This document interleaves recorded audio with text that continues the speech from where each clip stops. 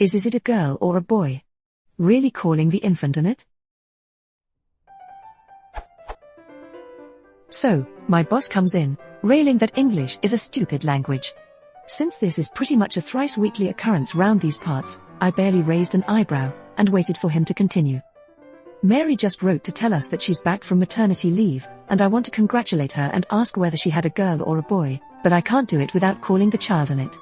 I blinked, then confirmed that yes, he believes the it in is it a boy or a girl is the impersonal pronoun, the same word you'd apply to an apple or a house. Is it the thing pronoun, really?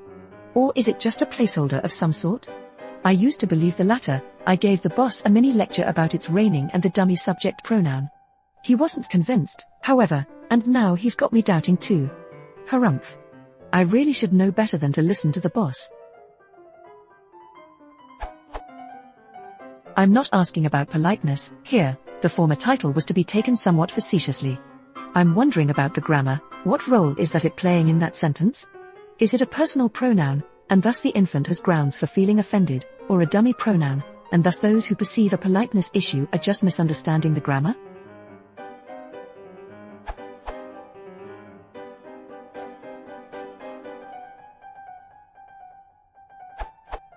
Is it a boy or a girl? I'm wondering about the grammar. What role is that it playing in that sentence? Is it a personal pronoun or a dummy pronoun?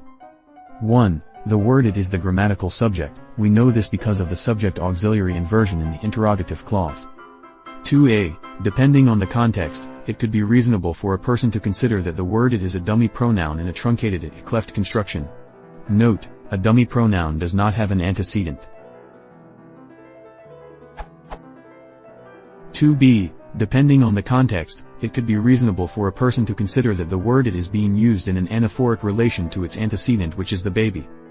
Long version. For #2a, in some contexts, the word it could be considered to be a dummy pronoun in an it cleft construction, one that has been truncated and is in the form of an interrogative clause. A dummy pronoun does not have an antecedent. Note that a dummy pronoun doesn't have an antecedent because it is not in an anaphoric relation. That's a reason why it is called a dummy pronoun. It is truncated because the it cleft's relative clause has been omitted, and this is acceptable when that relative clause can be recovered from the context. This is what a non-truncated version could be. Is it a boy or a girl that she has given birth to? A possible declarative clause version of that it cleft could be: it is a boy/girl that she has given birth to. A non-it cleft declarative version could be she has given birth to a boy/girl. Here's a related excerpt from the 2002 reference Grammar by Huddleston and Pullum et al., The Cambridge Grammar of the English Language, page 1417. Truncated it clefts, omission of relative clause. If relative clause of an it cleft construction can be omitted if it is recoverable from the prior discourse. 19a.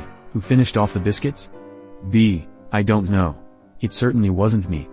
The underlined clause, it is bracketed, fe, here can be analyzed as a truncated it cleft, equivalent to it certainly wasn't me who finished off the biscuits.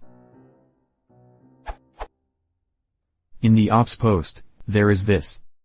Mary just wrote to tell us that she's back from maternity leave, and I want to congratulate her and ask whether she had a girl or a boy, but I can't do it without calling the child in it.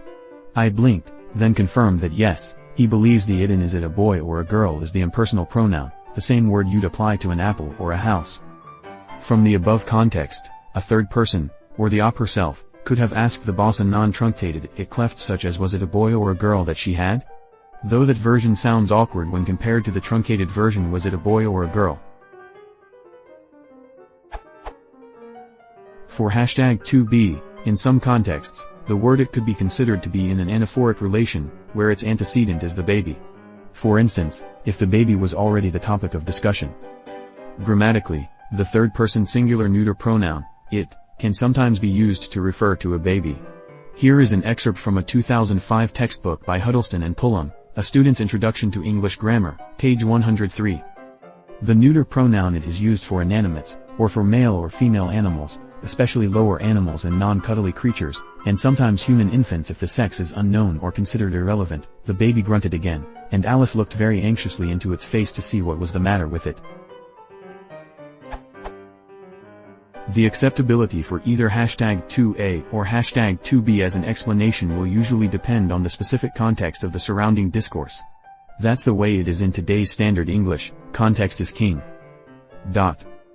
More info, perhaps some more general info about the third-person singular neuter pronoun, it.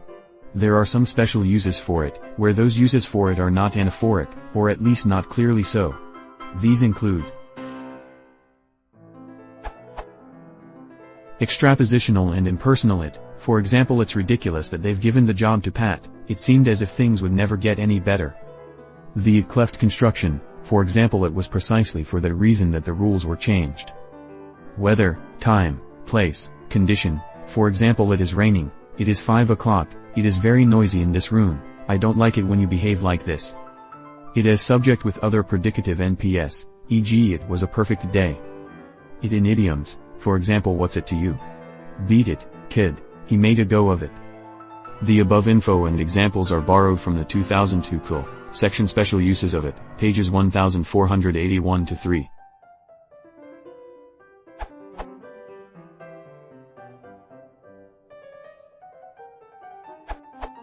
Is it a girl or a boy? Is highly unlikely to offend anyone but someone who exhibits a combination of speaking poor English and being very obsessed with grammar, while not understanding the concept of grammatical gender. But if you really want to avoid all risks, why not ask it the way you phrased earlier? Did you have a girl or a boy? Which, of course, can still be seen as offensive if the new mom interprets it as a yes/no question. Now that the question has changed completely, let me include a short answer to the new question. No, it is not calling the infant in it. When I answer to someone it's me, I am not calling myself in it. When I say it was John and Paul who wrote that song, I do not call them in it.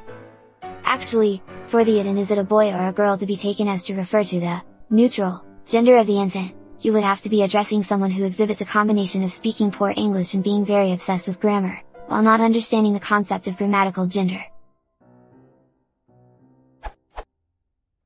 Yes, that was already there, and it can certainly still serve as an answer smile.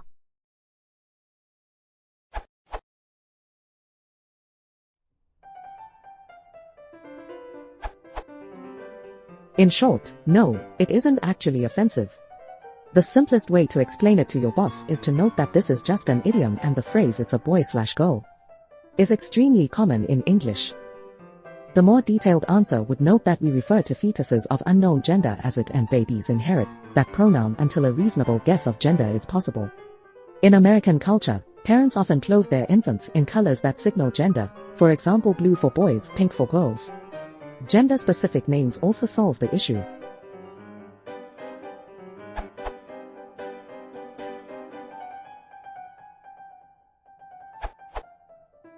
I agree that this is not offensive. Babies have been referred to in the neuter gender for years.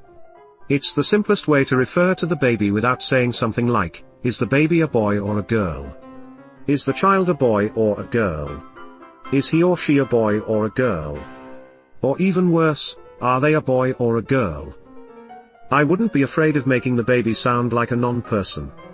I don't believe it would be interpreted that way. Edit, I also concur that perhaps the statement should be understood as is it a girl or a boy that she/you just had.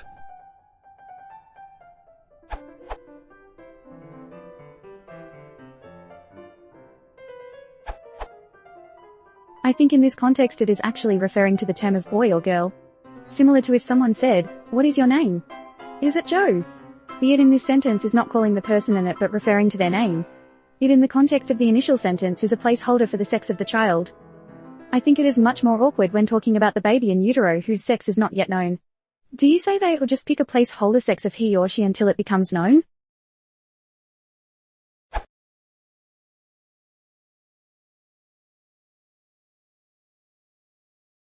Was wohl der britische Schreiben